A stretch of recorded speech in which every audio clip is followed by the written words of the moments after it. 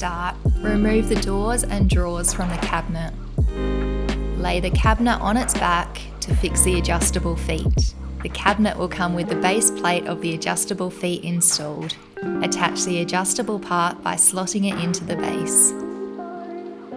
Wind the feet to adjust them to the height of your kicker.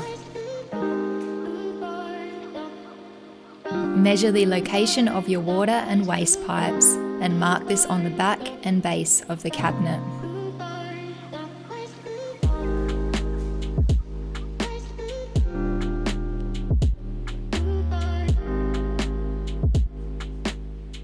Use a hole saw to drill holes.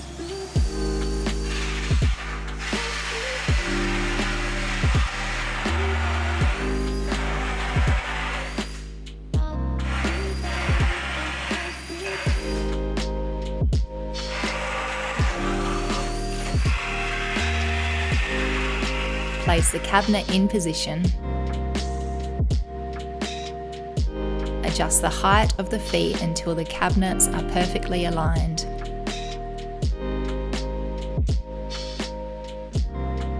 Use a spirit level to check the level. Check the cabinet is level at the back, front, left and right. Drill pilot holes through the inside of the first cabinet. Using 28mm screws, screw from the inside of the cabinet through to the other cabinet at both the back and front to secure in place. If it is a door unit, position the front screws to the front of the hinge plate so they will be hidden when the door is on. Once the cabinets have been secured to each other, secure them to the wall. How the cabinet is attached to the wall depends on the wall type. See our hardware and fixing guide for more details.